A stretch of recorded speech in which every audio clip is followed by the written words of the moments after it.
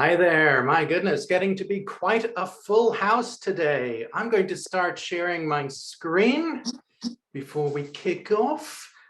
So if you're from anywhere that's celebrating the Lunar New Year, Happy New Year. It's starting here in, well, Korea in about an hour, in China in 2 hours. And of course, in Japan, we're rather strange. We are in the year of the tiger, but we started on the Western calendar. So we're, you could say, either 1 month ahead or already 1 month through the party. Okay. Antitrust notice, beginning of every meeting. So the Linux Foundation has an antitrust policy. You'll find it on our website. We show the notice, or we describe it verbally at the beginning of every meeting. If you've got any questions, you can contact our counsel, Andy Updegrove, about it, or just shoot me an email. So today it's the bi-weekly work teams call, so it's very much the community call. We have 3 items on the agenda.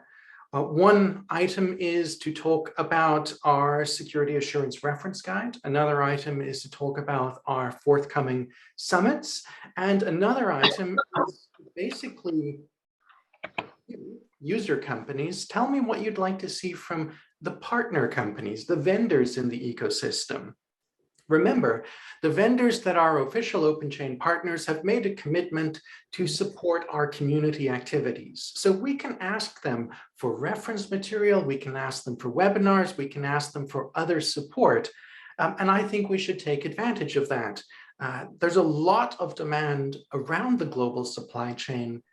People are asking for help, and we should put everything we can behind it. Okay, we're going to kick off with the summits.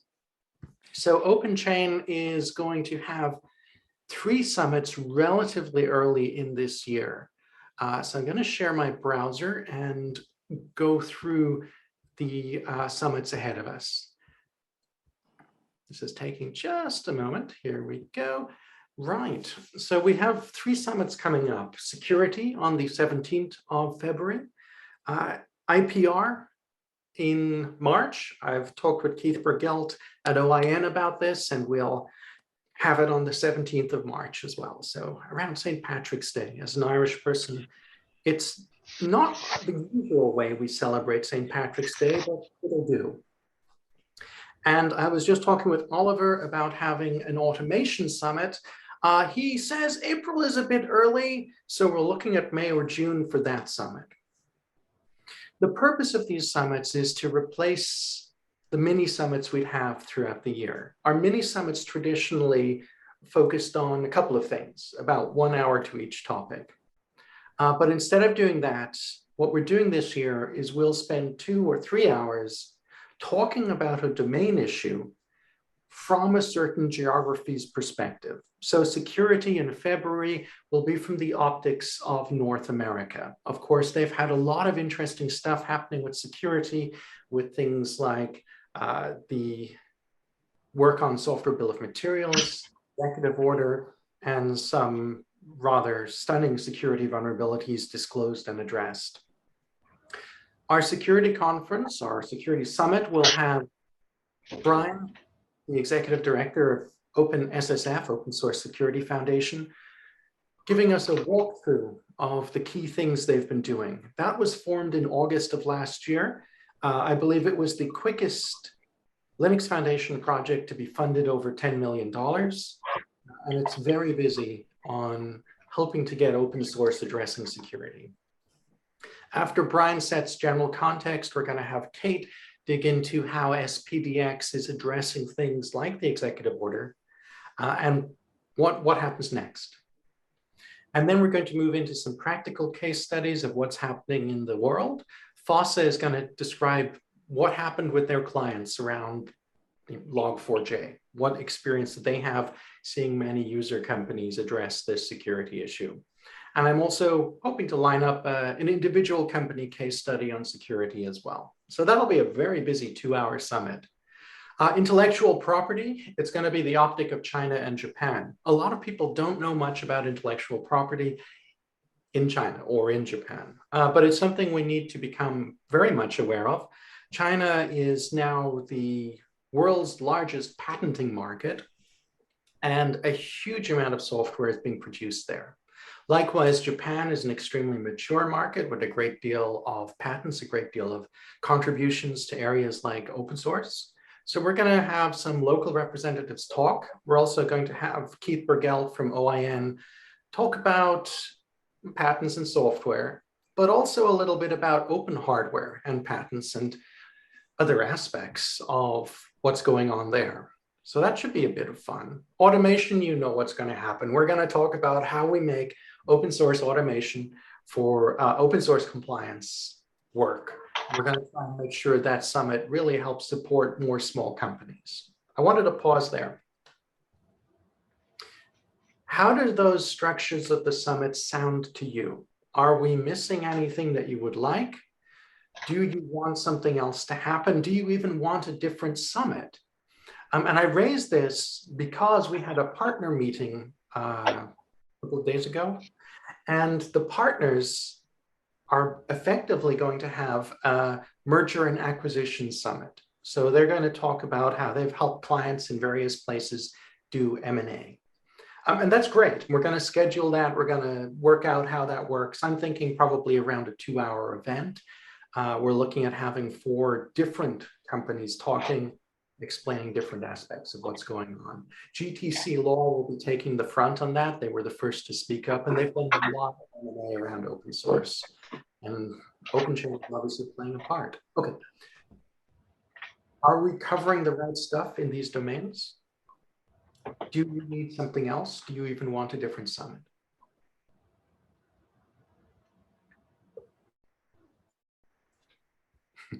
Okay. Hey, Balakrishna, how are you doing? Happy New Year. Hi, Shane. I'm good. Same to you. Well, I did not have anything to add here, just that I wanted to propose, can we, make a plan that we release LFC 194 during the Intellectual Property Summit? If we can get it done, yeah. I think if we start now, there has been good amount of time after the New Year. We have relaxed enough. So if we start now, I think we can do it. Sure. We've got 6 weeks or so, and we already have a bunch of material. Yes. Okay, let's try to do it. Great. Thank you. Don't thank me, you're the chair. But still, the support is immense from everyone there and you as well. So thank you. Thank you, Balakrishna. And you know, related to that, our course that came out at the end of last year, 193, people are taking it. They're getting their certificates from Linux Foundation. I think it's a nice success. We've accomplished our goal there. So congratulations, Balakrishna, and everyone involved. Yeah, thank you. And congratulations to everyone as well. Can we send out an email to all our partners to, just submit their feedback on the course? That would be a great help for 194. Yeah, let's do that. Let's see if the partners in particular can give us specific feedback on 193 and help us with 194. I mean, yep. Let's go straight to the partner shopping list. What would you like from the partners? Well, that's one. They can look at 193 and help us with 194. Definitely, yes. Thank you. What else you're welcome, Balakrishna. What else would you like to see from the various law firms and consultancies and tooling vendors and certifiers? What would you like to see them contribute to the community this year?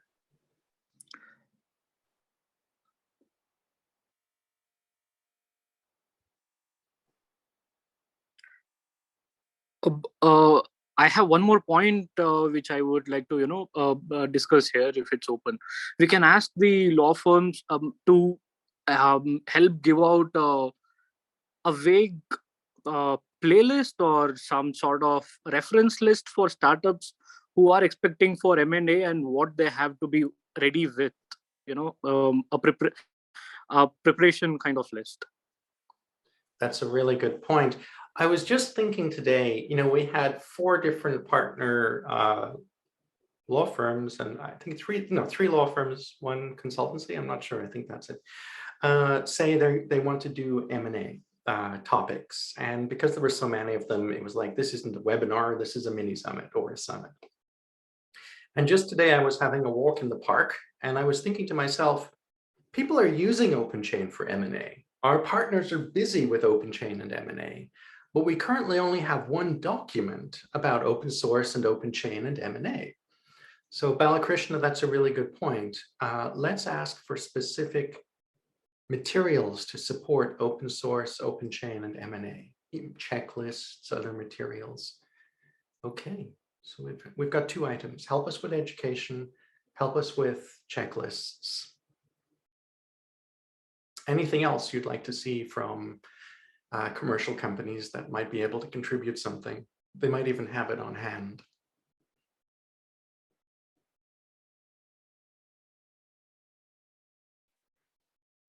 Alrighty, let's move on to the next topic, which is our security assurance reference guide. Let me pull it up.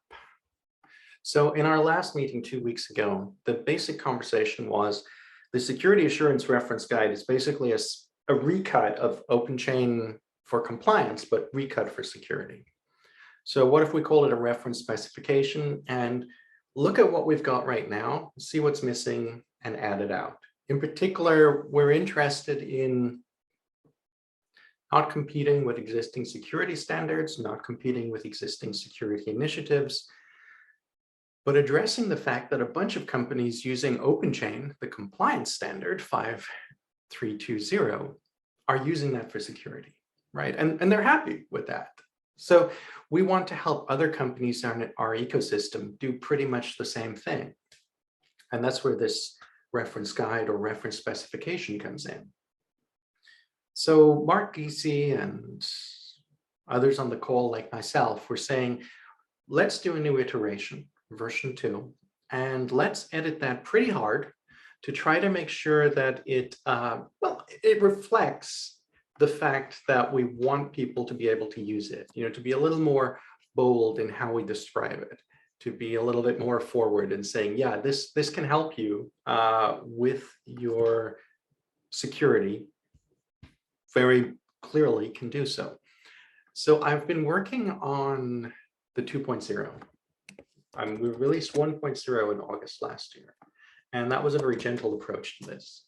2.0 is a little bit more aggressive. It's on GitHub, of course, and I've just got it open here. So this document, in effect, says that it's looking at being a reference specification for accomplishing exactly what we do in compliance for security. And I think, we're well positioned to do that. We're well positioned to support projects like OpenSSF because we've spent, well, now it's 6 years building a process standard that works for license compliance, but is also used for M&A, security, export control, and other things. Could this reference specification become a de facto standard? Maybe. But the main thing here is to give people the ability to chart their own course. They can use this for security. They can give us feedback about it. They can interlink it with other stuff and so on. Mark and I were talking about how we can edit this over the next few weeks. And we were saying it'd be kind of useful to have the draft advanced for the security conference on the 17th of February. So if you could take a look at this, if you could think about it, if you could think about what's missing, and particularly if you have experience in the security domain, if you could think about how it could interlink with existing standards, existing material, that would be good. The mental model is that we have small companies in the supply chain that really don't have much in the way of process management for compliance or security or export control. And because OpenChain has been in market for a couple of years, they're beginning to see OpenChain, and there's beginning to be the type of support mechanism in their own language that they're adopting OpenChain. And these companies might be just getting started with security, So we want this document to fall into their hands and put them on the beginning of the journey. Does that make sense to you? Do you have any concerns or comments about that?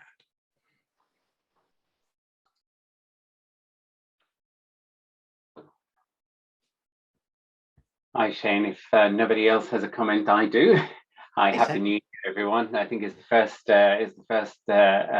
meeting that I managed this year. So Happy New Year to everyone. Happy New Um, Year. I think sort of with security, Shane. I think there is a key difference between license compliance and security, and certainly in my mind, we're doing quite a bit of work around security, sort of an use of third-party IP in ARM products, and what security process we need to put in place.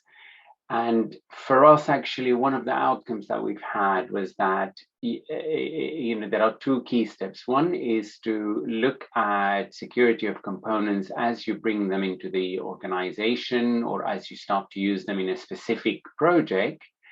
And then you need to sort of also put in place a process by which you continue to monitor this even after you started distribution, because with compliance, it is the only trigger for change is in a new version of your products. You start using a new version of the open source package where licenses may have changed or copyright notices may have changed. So there are triggers there. But if you continue to use the same component without any change, you're done. You don't need to do anything. You just copy from your previous compliance process and you continue.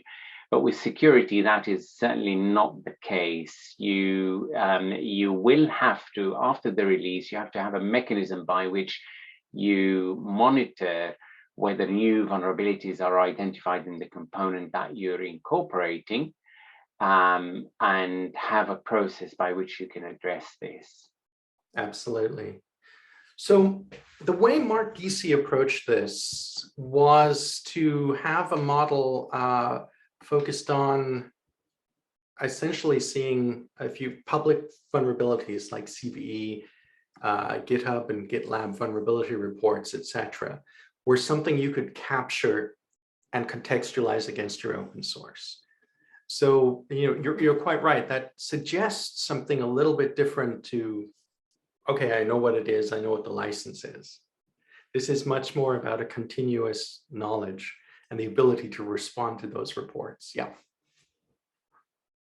Yeah, I mean, and it is important that that is addressed from the onset, and more importantly, having working examples of how that would work in practice. I'm a great fan of case studies, because as you go through more case studies, you unravel some of the challenges that you need to address.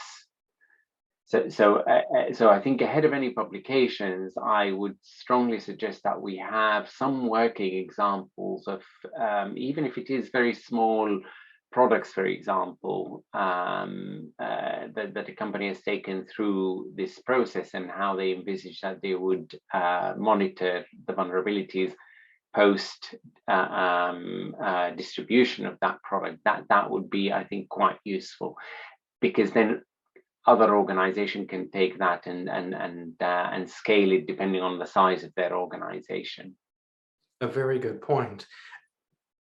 And indeed, what we have some security domain experts, like we've got Chris Wood, who's very often on our calls and active in our emails and has a substantial background there. In Linux Foundation, we've got David Wheeler, who is our Director of Supply Chain Security, if I recall his current title. And I think we need to plug into their minds as we go to market to make sure that what we do really, really, really reflects practical stuff. There's no space for theory. Oh, hey, Chris, there you are. Hey, good morning. How are you? Good morning. Gosh, it's like 6 a.m. PST. I hope you're not Pacific time. No. I'm Central Time, so I'm 8 o'clock. It's a more reasonable hour. The one thing that I would offer, and Sammy kind of hit it right on the head, is that it really needs to be a broader scope than what's currently published there, because if you're not scanning the software when it's coming in to determine what the vulnerabilities are, and then scanning it throughout the build cycle, if you're doing DevSecOps, and then into production, it's a constantly living thing. And all of the software that we use in open source today does not reside in GitHub, GitLab. It comes from a broad range of repositories. GitHub is becoming a more central now, but you still got others like SourceForge and whatnot, and private repositories. And you've also got all of the package managers out there that often don't put all of their software in one of the main repositories. So you really have to scan them. So I guess we have to then, as one of our first action items, create a pretty clear conceptual map and with examples of how you get that done in practice in the market. Yes. And Chris, I think I agree with you. I mean, the approach that we are taking within ARM is actually to scan open source as it comes into the organization, and rather than downloading and allowing people part of the build system to download from various spaces, is actually to have our own internal repository where we know that this has been scanned and any vulnerabilities have been identified and addressed. Exactly. And obviously, we have a bigger challenge that that once we have shipped that product with what we know is in there, you still have to establish a process by which you continue to monitor have any new vulnerabilities been identified. Because unlike, as I said, unlike license compliance, you could be using the same version, but a new vulnerability. I mean, Log4j is a very good example. You know, people have been using it for years, and yet suddenly we have a new vulnerability. So that continuous monitoring, as long as you continue to distribute your product, you need to also continue to, whether it's sporadically or whether it is daily or whatever it is that suits your company, to do that monitoring of that vulnerability throughout the life cycle of your product. That's correct. Especially for your delivered products, when you've got established customers that are receiving your product, you would need to identify any vulnerabilities that you've noted in the products that they have on their machine so that they can remediate them. In speaking of Log4j, I looked at my own personal computer right after that came out, and I found instances of Log4j in different applications from version 1 point something to all the way up to 2.8. So it's, and nobody bothered to call me up and say, hey, my application's got blah, blah, blah in it. Yeah, and it's interesting. I think the challenge with security is even broader because in general, with license compliance, depending on the type of license, to be fair, but with license compliance, there are some views that, for example, if you're hosting a cloud service, well, you don't need to worry about compliance because you're not really distributing. But with security, you still have to continue to monitor the use of components from a security vulnerability perspective on any services that you're providing. And again, I think for an initiative like our OpenChain security guide, it's important that we actually cover how people use open source, regardless of whether it's distributed or whether it is actually in-house usage. Yeah. I think we're hitting a Donald Rumsfeld moment. For instance, SolarWinds, and then just last week, WordPress had a supply chain attack. Those are SolarWinds was very elegant. It was so well done. The WordPress one was less elegant, but it was effective. And people have just realized that they didn't know supply chains were being I'm compromised. Now that's always been happening, but it's just really gone to the forefront of people's minds. So I guess we're gonna have to walk people through that as well, the scope of the domain issues at play. Yeah, WordPress has had issues with vulnerabilities for a while now, but it's just that they became really public now that everybody's starting to look at it, I think.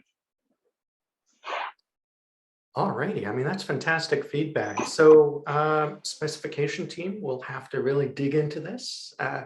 Sammy, Chris, if we could approach you guys and send a few questions, that would be fantastic. Absolutely. Certainly. Absolutely. As I said, for me, it is very timely. We are heavily involved in security work within ARM and very plugged into that now. So this is very, very timely. Perfect.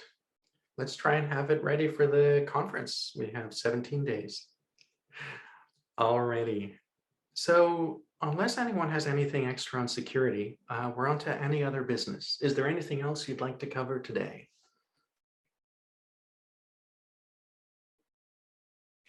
Okay. Thank you, everyone.